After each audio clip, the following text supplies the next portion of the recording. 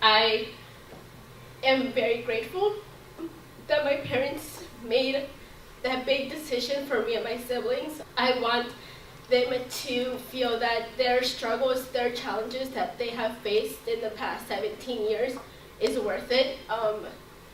That me and my siblings finish college, we get a good degree, we get a good job, so they can feel that this wasn't just because they wanted a good life, and they're always telling us they moved us because all the opportunities that America offers.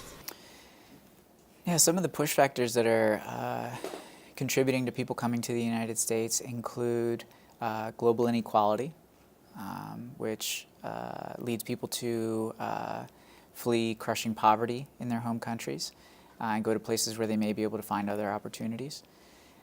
Violence. We're seeing in a lot of the places that people are migrating from now, gang violence and gang recruitment.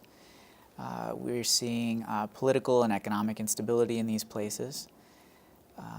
And what I think is important to keep in mind is how U.S. intervention in those places has undermined democracy and has undermined the political stability, the economic stability in those places, and is forcing people out of their homes, away from their families, and to migrate to other countries, including the United States.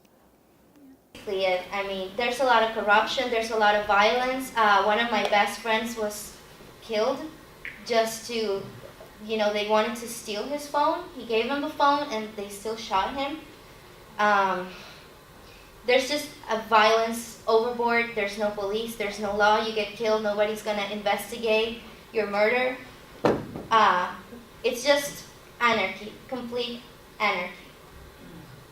There are different initiatives that the government of some of these countries and that people in the United States are trying to put in place to work on some of these gang issues in some of these countries.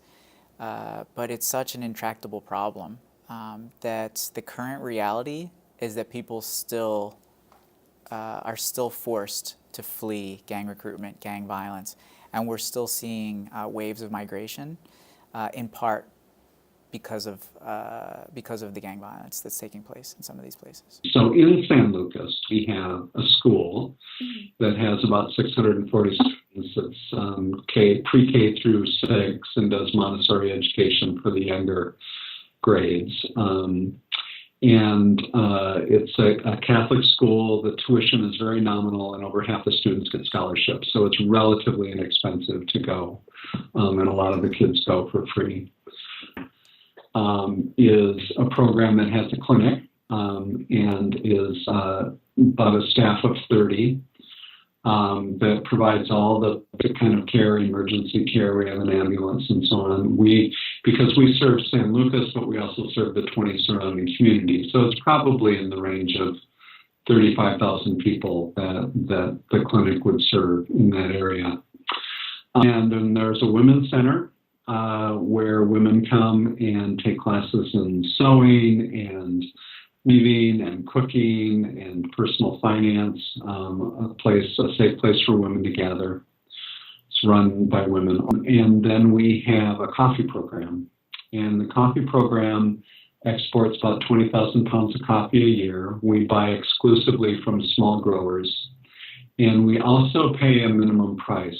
So as coffee prices go up and down, this year they're starting out very low. We don't go below a certain amount for the price that we pay because we want to make sure that coffee growers are able to at least approach some level of a livable wage.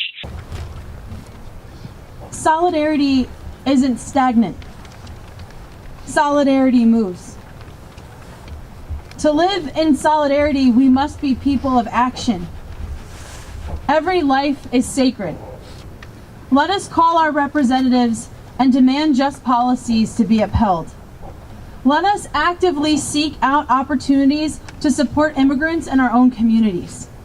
Let us intensely call on Governor Wolf to close the Berks County Detention Center. Light within us, light over us, let all around us be light.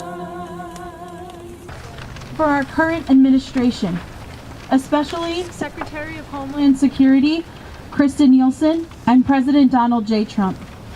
May they comprehend the trauma and damage caused by family detention and merciless policies, especially policies implemented without the approval by the legislative and judicial branches. May they instead act with compassion and better judgment from this point forward. We pray.